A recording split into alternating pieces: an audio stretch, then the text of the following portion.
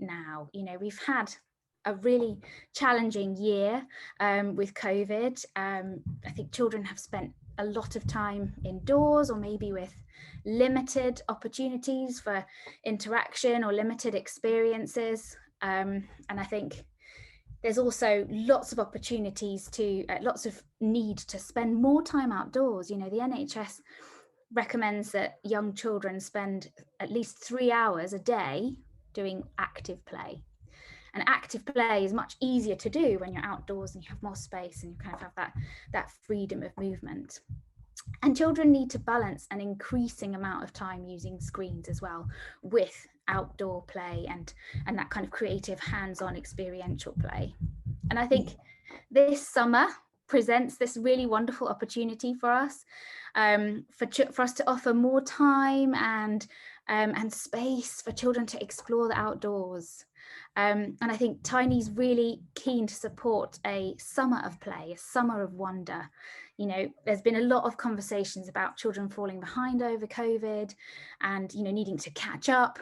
And I think, what is it that's really going to support children to catch up and to learn and to build their resilience? Well, actually, it's these open-ended play opportunities, because play is the natural way that children learn.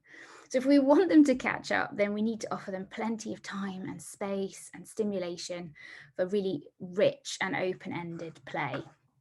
And hopefully you'll come up with lots of ideas for that in today's session.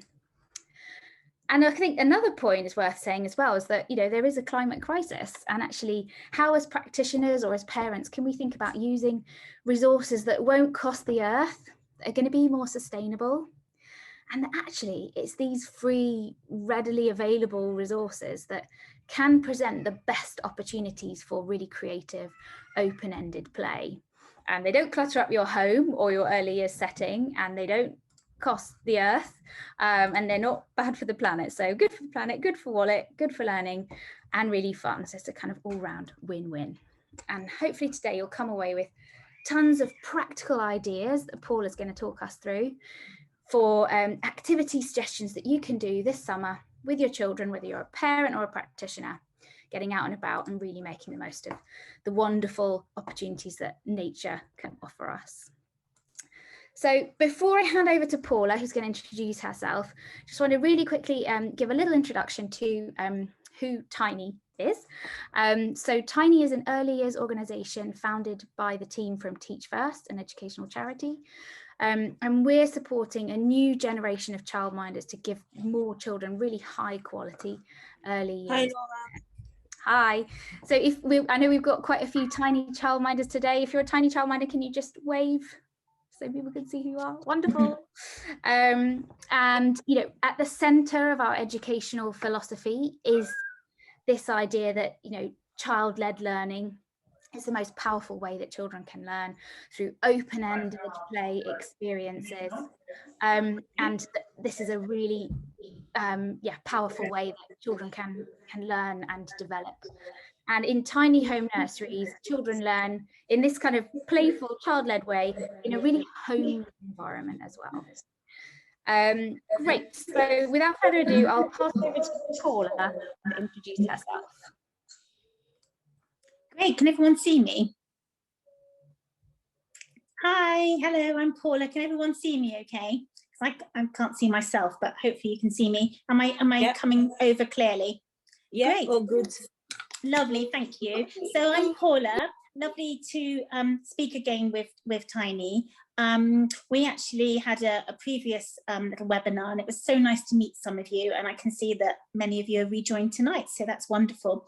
So I am a Montessori and forest school teacher. I've got 4 nurseries in North London, and our ethos is very much about child-led creativity, nature, using lots of natural resources, trying really hard not to use materials that harm our environment. So all the things that Laura talked about. So I've run my nursery for 31 years now. I'm also a nature lover myself. I'm from the countryside. As a child, I grew up in the countryside, but I've lived in London now for 30 odd years. And I have 2 children of my own who I did move around a bit. Actually, they started in the countryside and then they came to London. So they're real nature lovers now as well. And then I'm also co-founder of Peas and Pod Boxes, who my business partner is Helen. So she's putting the slides up for us at the moment, which is really lovely. I was wondering if I could just show you a few little things that we've got in our boxes so you can have a little look what we've got there. There's some nice pictures there actually that just show you. So this month is all about the summer solstice. So in your box you've got this, you can actually see, I don't know if you can see on the screen there next to the ladybird, that's a little sun catcher to make. So that's using, you know, lots of nature finds and putting them into a little press. But there's lots of things in there. It's all child-led. So we believe very strongly in it not being the end result. So the child has actually made it. So you're not going to find in your box endless, you know, the sort of kit type ones where you might have, you know, all the paint and, you know, things that are already pre-cut, etc. Ours is about you going out, maybe finding flowers to add to it or a pebble, and about it really being child-led and really linking that in with nature as well. But there's a big Montessori element within that because, you know, we're very passionate Montessorians as well. And actually in this month's box, and you can see in that little corner there, that's actually our sun box there. There's a sun game, which is the Montessori sun game, which is a really lovely game that you can teach the children all about the power of the sun. So there's lots going on in our boxes, and we think you've really got a whole month's worth of things there. So talking about less is more, there's so much in that box that will keep you going for the entire month. A lot of you childminders are signing up to us, so thank you very much for doing that. And I know lots of parents are as well, so thank you, and I hope that you're enjoying them. So let's go on to our first slide. Where are we, Helen? So yeah, I love this. So it's all about the mud will wash off, but the memories will last a lifetime.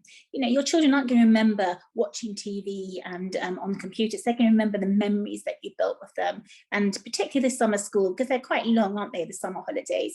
I know as a child, I still got lots of memories as me, as a little girl, going out and about and playing. The summers feel endless to a small child.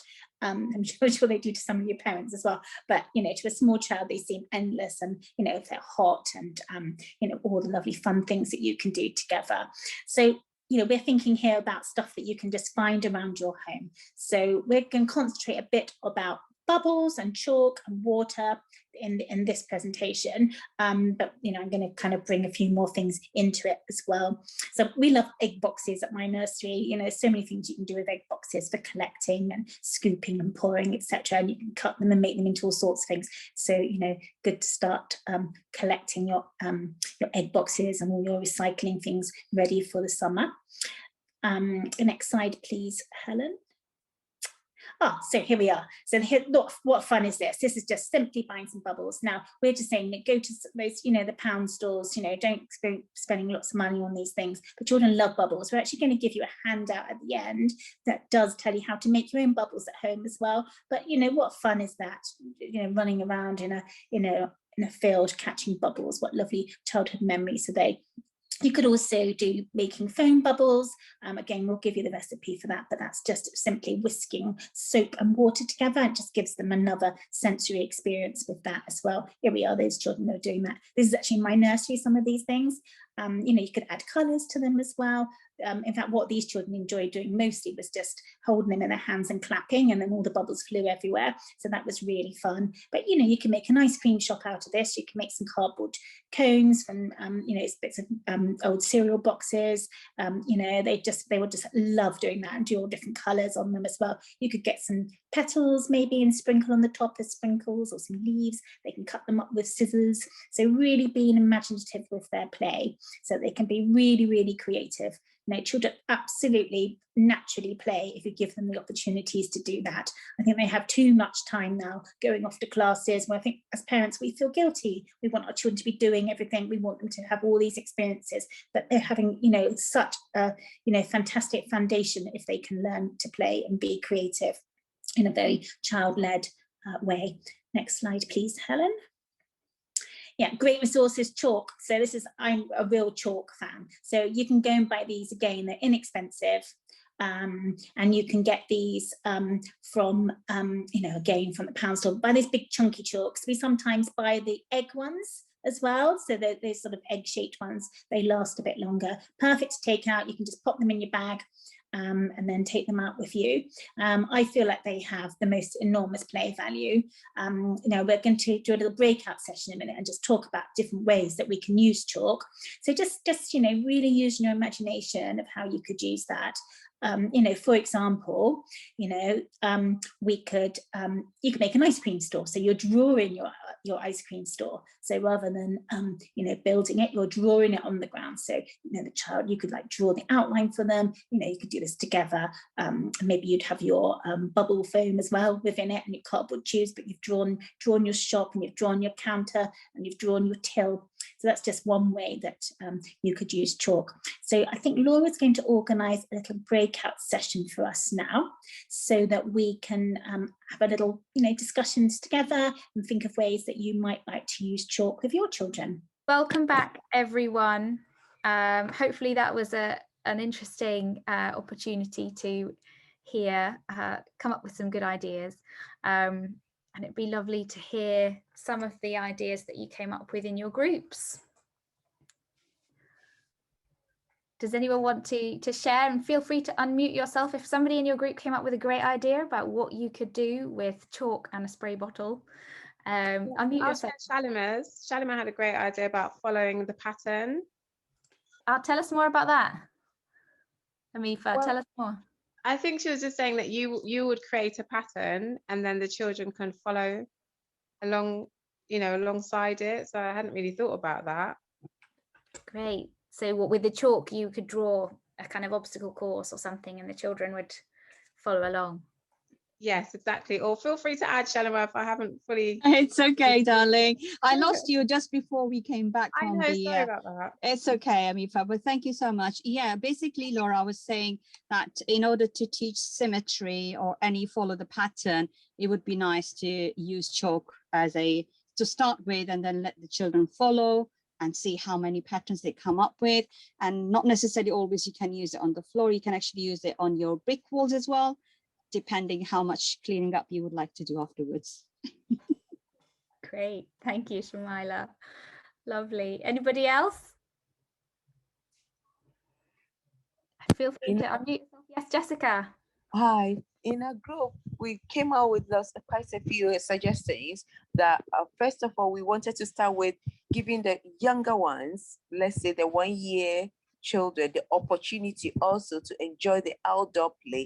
So we just give them the chalk also to just make their mark making, where with that, it gives them the opportunity to also learn how their fine motor skills developing from there. And we also in the group, like I find myself with the younger ones mixed with the older ones, when we all sit down, we all kind of draw what we want and we talk about it. Through that, I get to know the children's interests. Another child will say, let's draw a monster.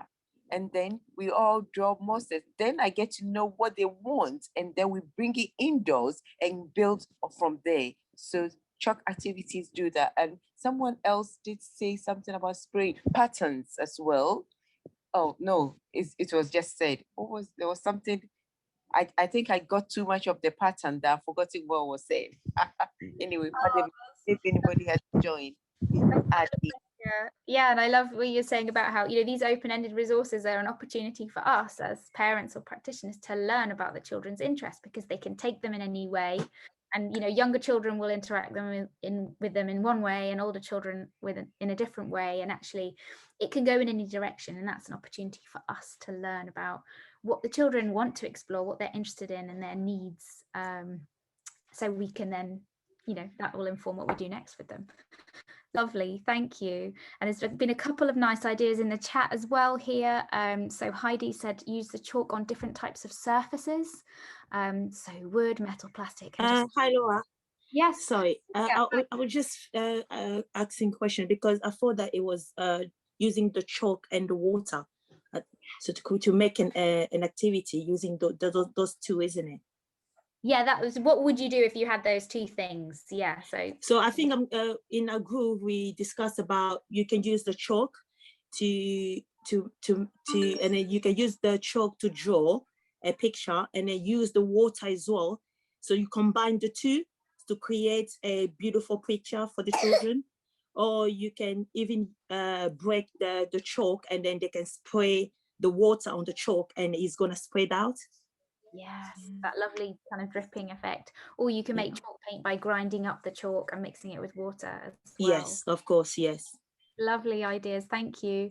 Has anybody had any issues with sort of when you take chalk out with the children, sort of like people sort of like viewing it as a bit like graffiti and not taking too kindly about it? I live in a relatively small village, and even when we go to the local park, I've done it a couple of times, we've had to take water with us to wash it away, but it's been frowned upon and not gone down too well, so I end up sort of having to sort of just keep it to my garden, really. Just wondered if anybody had any sort of other issues like that. I don't have an issue like that, but I have a recommendation, because when I was a TA, working with SEND child, and I'd go out with the chalk, I remember the head teacher specifically saying to me, don't do it on the tarmac because it doesn't really wash away, but you can do it on the slabs. You know, if you imagine, you know, like paving slabs, you can do it on those because they do wash away. And obviously, you know, you're going to be careful about the kind of chalk that you buy. It's not going to be permanent. And maybe it's just an opportunity to educate the people who are frowning and say, don't worry, it's going to wash away. Or, you know, when you've got your spray with you, you literally can show them that. But I guess you're always going to have the people who are a bit of a sports, aren't they? Yeah. Thank you. Thank you, Aoife, and thanks, Elsa, for that question. Some more lovely ideas coming in the chat there as well. Different ideas to explore mark making and rubbings, using like you might use a crayon, I guess, for making rubbings of different patterns. So feel free to add more great ideas in there so we can all learn from each other. And we'll hand back over to Paula. Great, can you hear me? My back. Yes, so yes, going back to the water, so those spray bottles are wonderful, and of course they're really good for the hand muscles as well, because of that trigger action. It's very, very good for building up their hand muscles. So, you know, when we are talking about school readiness, we're talking about, you know, I believe it's about their personal, social, emotional development, and about building up their, you know, their concentration, and using you know, fun things to build up their control. So these trigger actions are really good. So when I was a girl, we used to just use fairy liquid bottles, and we just fill them up, and, you know, with the bubbles with them as well. That was great fun, squirting them around. It's interesting to hear you've had some negative remarks about chalking. I have to say the whole of London is covered in graffiti, so I guess it's a bit different. But something they do really love doing, what my children used to really like as well, is actually, if you just go and sit out, if you can sit outside your front door, take a chair with you, you sit out, and they just love you just watching them draw as well, you know, and having a bit of a, you know, water squirting games with those trigger actions as well. They really love those. And as Laura said, making paint is just great, and actually when you use it in the rain or in puddles, it really does, or, you know, it has a whole different you know, all mushes up, which they really love. You can even take a paintbrush and start painting with it as well. I mean, you know, I find it, I must say, I mean, you know, our local park children are constantly drawing, and I don't go there and see it that it's been there for a long time. It seems to disappear as soon as it rains. So yeah, I think it's great fun using chalk. Should we go on to the next slide, Helen? So yeah, mud play. Okay, we all love mud. I don't know if you saw in the very first picture, that was actually my nursery with the mud kitchen. So it's about finding anything. So all your, you know, have a look in your cupboard, things that you don't use, maybe old pans, maybe, you know, wooden spoons, spatulas, old sieves, that sort of thing. Have a rummage around in your mum's house, see what she's got that she'll give you as well. Go to car boot sales, go to the local charity shops. But here I'm just showing you simple how you can make a scoop from a bottle, and that can be a funnel as well. So you take the lid off, you can make a very simple scoop and bucket that you can use. I mean, children are really happy playing in mud and sand. Now, obviously, if you go to the beach, how wonderful, have a nice day at the beach. All they want to do is dig, isn't it, and use and collect buckets bits of water. If you can't do that, then think of other ways that you can do that. In this picture, this little one is just literally playing in a puddle, and he's taking his spade out with him, you know. Or maybe on a really warm day, you could just go off to the woods and take with you some pots and pans, you know, picnic with you, go off to the woods and sit down, and you know, the children will be really happy just digging, looking under logs and digging, and you know, take a bit of water with you as well so they can mix it up a little bit. But you know, there's a huge amount of play value in that, what that little one is doing there, and he's, you know, some really great time. Let's see, that was in a, you know, it might rain this summer, don't assume it's all going to be sunny, we might get some rain as well. So yes, so that's a lovely thing to do. Next slide please, Helen. So here we are. Here's this little one in the garden, actually, with his little spray bottle. Of course, that, you know, if you're lucky enough to have a garden, great. You know, you can use your sprinkler, your hose. You know, maybe if you're out and about, you can play in a stream. You can, you know, do potion making, make leaf soup, all those types of things as well. But if you haven't got a garden, don't worry. You can still do all of these things. You just need to be a little bit more prepared in where you're taking them, and also look around what you've got in your community. You know, maybe you've got a local park that has one of those paddling pools that comes out in the summer. This one's here making leaf soup here, look in this picture. You know, I live quite near King's Cross, and so all the children just go off to the fountains there. In fact, I've seen some parents literally just set up camp with a little portable tent, and you know, they just go there for the day. That's their day out, isn't it? They have a lovely time. They take their picnic with them, and they just sort of, you know, base themselves there for the day. Maybe you've got an allotment, you know, lots of water play in the allotment as well. So, you know, other things that you could take with you could be, you know, take some scissors, because they love snipping things. Children, I find that they really enjoy snipping up grass and things that smell, and you know, to make a smelly potion as well. Maybe there's some herbs and things around as well, but leaves of course give off scent, and petals and things like that. So in this picture we've shown, these are from some of our peas and pod things. Actually, we've made natural brushes, so just with twigs and tying things on for painting. They've got cardboard cutout there that you can just poke things in. We love these little, I don't know if you can see that horse in the corner there, but that's actually for leaf shape, you know, cutting out shapes in the leaves like natural confetti, and just picking up naturals and making lovely patterns with them as well. They really enjoy doing that as well. Do you know, I was just thinking about this earlier on. You know, you really only get 16 years of your children, 16 summers. That's not very many. So, you know, what we're hoping to here is to build memories, lovely time that you have with your children, playing in the woods or going to the park or going to the seaside, you know, all these memories that we're building up for our children. So in this activity, we've got some spaghetti. Again, when we have our, we're going to give you a cutout, and it's going to just tell you how to make some really simple things like goop and cloud dough and sensory activities that you can use as well. So again, this is all from the kitchen, most of this, scoops and things like that. I'm a real charity shopper. I love going around to see what I can find. You know, this was a little leaf game here that's been added onto that. But you know, have a look and see what is in your local playground. You might have a nice sandbox in there, a big sand pit that you could take things as well to add to it. Again, you know, it's often they're dried out by the summer, so you could take a little bit of water and so they can mix the sand up in there as well. So next slide, please, Helen. So Woodland Adventures. Okay, this is something I enjoy. So when I go out and about, I take a rope with me. And this is one that I made in actually forest school with some children. So I just can't take a rope because children love tying them onto logs and dragging them around. But you can make a really simple swing. So all you do is you tie it onto a stick like that, and then you can sort of, you know, throw it over a branch, and then it comes back on itself, so it's easy to tie it. But they will spend hours, literally hours, playing on that. They really love it, you know, swinging across and having fun, spinning each other around and around as well. You know, take some small world play with you as well. Here we are, here's some more children digging around. So you can see we've taken, you know, not very much, that just fits under your buggy or in a rucksack, you know, a few trowels and some little pots and pans and things like that. There's not very much that you need to take. And then we also like to take out small animals with us. So things like little plastic animals. This is Dinosaur land that this child's made. Again, not very many. You don't need to take many. They're just so happy, just, you know, making little animal enclosures or role playing with them on logs and things like that, so that they can include them in their role play.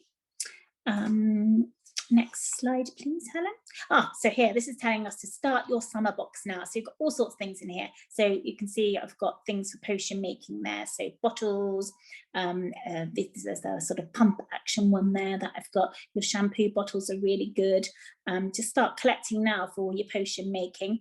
And then other things from there for recycled box making as well, which they really enjoy to do. So you can use things like pet bottles, you can use spice jars or shampoo jars. If you haven't got one of those plant sprayers, you can wash out an antibacterial spray, give it a good wash, and then they can use those also for that trigger action. We've talked a bit about collecting things in egg cartons, and then children love just making things out of cardboard. I saw someone earlier said that their children draw on cardboard. Chalk on cardboard is a wonderful thing. They just love drawing on cardboard, and children love boxes, don't they? They have lots of fun just playing in boxes as well.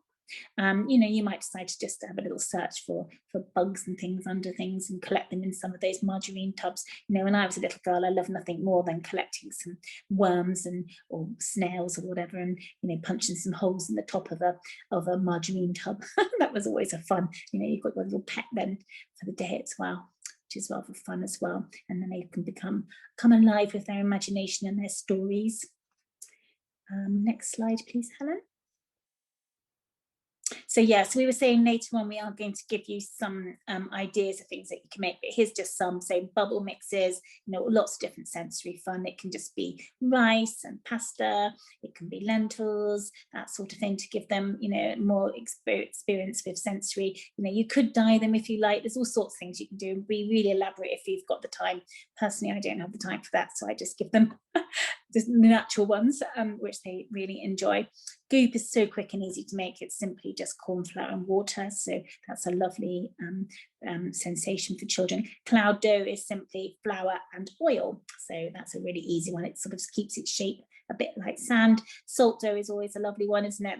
We just did that very simple half salt to flour recipe with warm water and a little bit of oil. That's all you need, so not very much. So you can store all these in old bottles and jars as well if you want to keep them. They will keep for a little while. And this little girl's doing clay, as you can see. Next slide, please, Helen. Yeah. So now we've come to our Q&A. So I'm very happy to answer questions. I think I've been through everything I wanted to. I'm sure I've missed things out, but I'd love to hear from you guys, and I'd love to share anything that I can with you.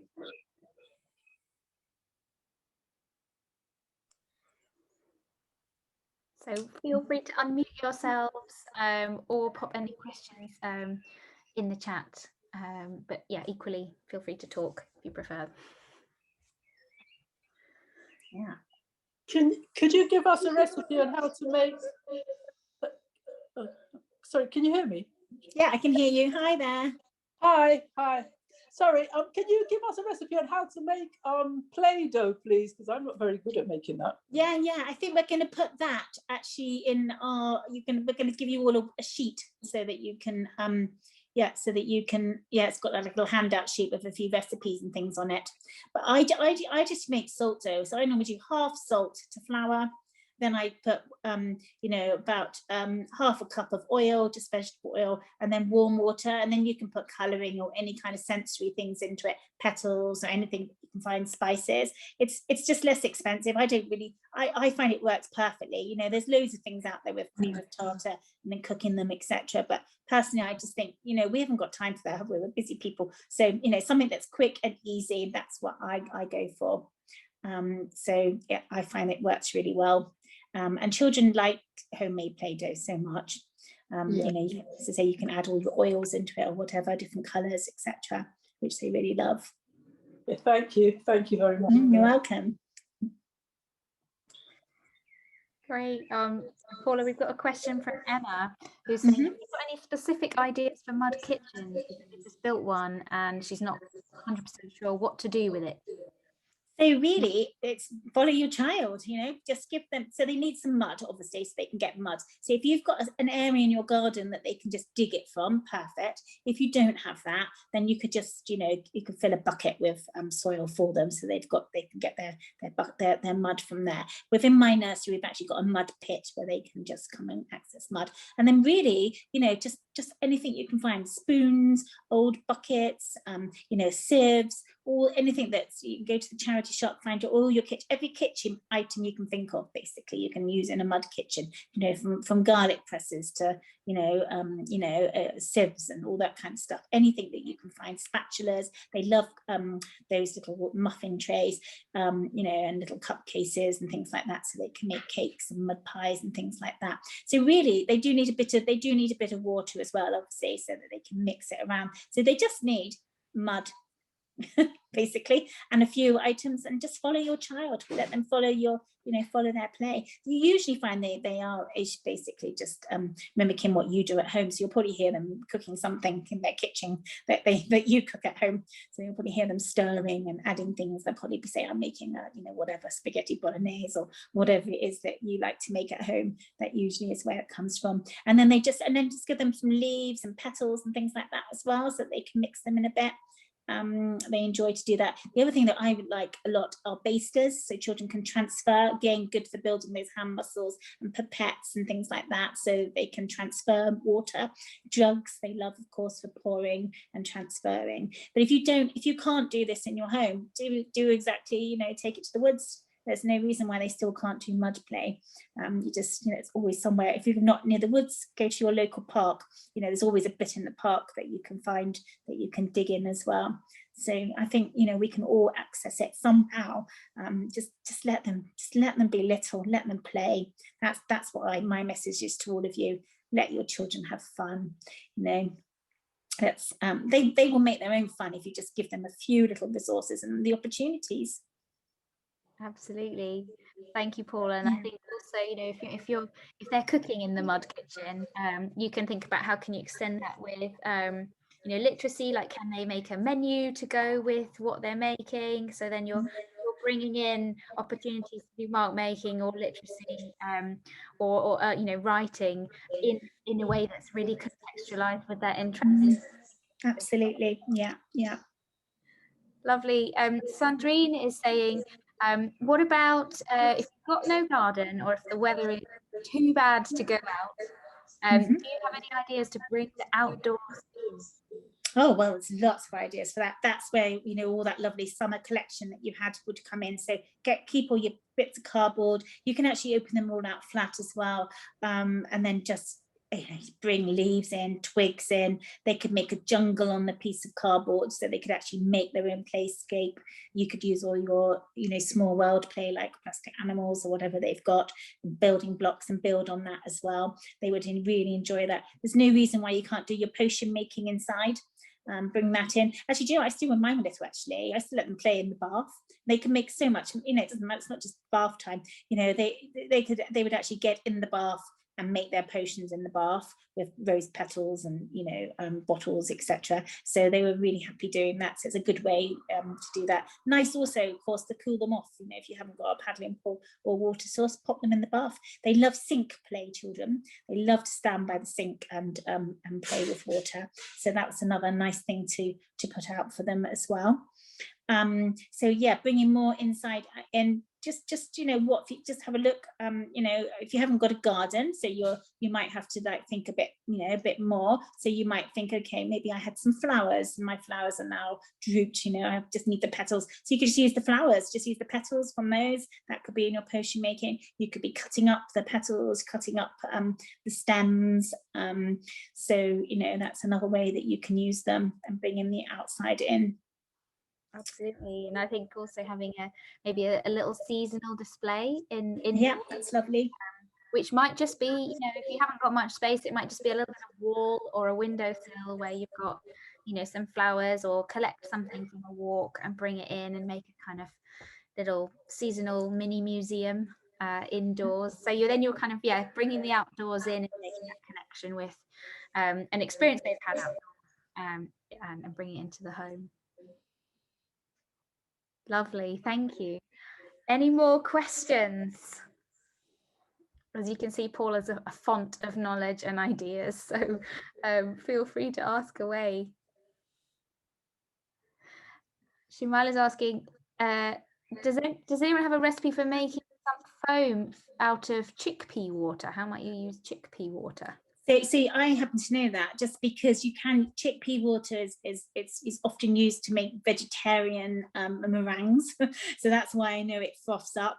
So basically, it's the same. So if you were using, so it's like an egg white effectively. So you can actually froth it up. So just as if you were whisking an egg white, you can do that with chickpea water. So you just froth it up with a whisk. You can use a blender as well, and then obviously you can, if you want to add something else into it, like colours or whatever, you can do that. But I happen to know that just because I often make vegan meringues. So I haven't used it in play though, but what a really good idea. Lovely, thank you. And I can see a question from Chloe. He's asking, what are your favourite tips for keeping very little ones, so under 2s, safe when exploring places like the woods? So when we take, so when I'm taking our children out in a nursery, we wear those little rucksacks that have like one of those little kind of harnesses that you hold. So because if you're a childminder and you've got lots of children, you're not going to, they're too little, aren't they, to roam around on their own. So we use those little rucksacks so that you've got a handle on them so that you can, you're ready to get them when you need them. And then what we do is we actually leave them undone, so when they're actually allowed to now go off, and once we know that they're in a sort of more of a safe place, then we just leave the top open and just stick a little bit in the little harness inside, so that you can just quickly grab it if you need to, if you think it's unsafe. So that's a really nice way.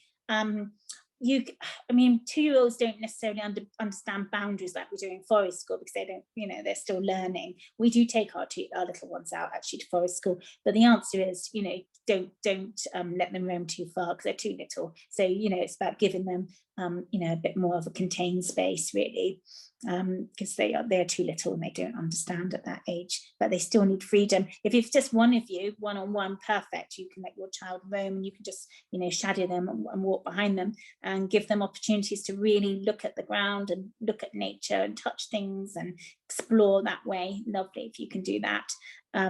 Or you could pile up with someone else and then take it in turns. Some of you doing something, sitting with children, and others can follow those children that want to take their own little direction in exploring. Wonderful, thank you. And also on the sort of safety theme, a question about some tips on dealing with a toddler who loves to put absolutely everything in their mouth. So what sort of edible safe tips? So obviously then you're thinking about your sensory items being non-toxic, aren't you? So I actually do have a baby nursery, so I do know all about how they explore. And of course, babies do explore through mouthing, and toddlers explore through mouthing. So then you're just thinking about the homemade. So I'm talking about my salt dough. To be honest, they put it in their mouth once and they spit it out. They don't like salt dough. I did once do like hoops, which they really enjoyed, threading. Of course, they ate all of those. So you've just got to think about what you're giving them, that it is non-toxic.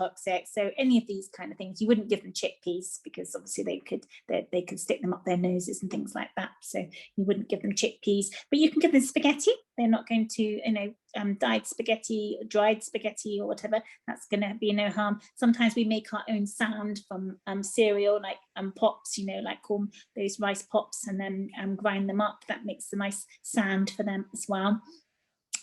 So we use quite a lot of flour with them as well, because flour is a lovely texture, and again they don't really like the taste of it, so they're not really going to do too much. They might put a little bit in their mouth to begin with, but the answer is anything you give, make sure it's not toxic.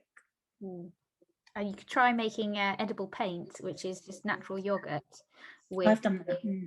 Yeah, with either food coloring or more natural dyes, like a little bit of turmeric, or to make different colors with the yogurt. And then if they heat it, it's not a problem. Yeah, and they smear it everywhere, which of course that's all part of the exploration. They really enjoy doing that. Yeah. And water play, of course, they love water play, but you don't need to give them very much. You know, little children don't need, you know, they don't need to have a big water trough. You know, years ago in nursery, we used to have a water trough, didn't we? And the children would be all there, you know, but now they just need buckets to transport and move. They don't need like massive volumes of it. Just, you know, you can make one bucket and then give them items that they can scoop and pour with. They don't necessarily need to have you know, a water table. So that can be quite good for little ones as well. Thank you, Paula. And Syrian's got a question. Would you recommend letting an under 1-year-old explore with mud or soil? Yeah, definitely. But again, you'll be there with them and you'll be watching them because you don't want them eating lots of mud. And you'll need to think about your source a bit more on that, because I would probably, with a little one, I would probably have my own compost supply that I would put out for them. So they can mix around. They love it just as much. They know what they need to explore it. They, you know, they really enjoy. They usually just sit in it. Actually, that's the bit that they enjoy most. But you know, you just say to them, you know, mud's not for eating. You know, they soon understand it. You know, that's you know, or just divert them. You know, when they start eating it, let's divert them off so that they're, you know, they found another exploration going on. You know, give them whatever, you know, a spade instead. You know, they'd be happy doing that. Wonderful, thank you. Have we got any more questions? And feel free to unmute yourself as well or pop it in the chat. So we've got a few minutes left. No worries. Okay. Well, then, Helen, I'll just move on to the next couple of slides. And it would be great as well just to hear, just as we round up the session, it would be great to hear any reflections that you've had on anything that you are going to try out. Has one idea in particular stuck out for you as something that you would like to try? So have a think about that, and it'd be lovely to hear some of those in the chat as well. So just a tiny little bit more about Tiney.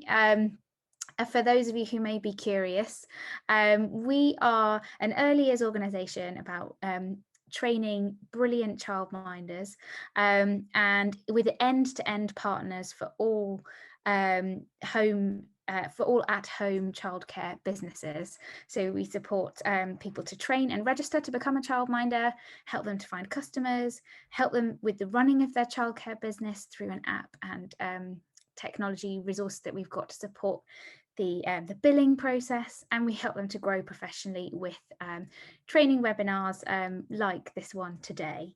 And for parents as well, we're the all-in-one childcare platform for parents, helping parents to find great local childcare and to manage that childcare really easily through the app. I'd love to hear some final things that people are going to do. We've just got about 5 minutes. I'd love to hear any more questions that people might have, or any commitments about, I'm going to go away and try this thing. We've got a question from Louise. When is the best time to explore reading using phonics to combat delays after the age of 2? Oh, Paula, you're on mute. Sorry. So that, you know, it would be about following the child, you know, and so some children actually do really want to do phonics really young. I actually have some babies that do, believe it or not, you know, some of them, because especially if you're in a you know, vertical grouping, so you've got children of different ages, as some as you would, you might have some babies right up to 4-year-olds together. So some children are really interested, you know, some children do want to learn.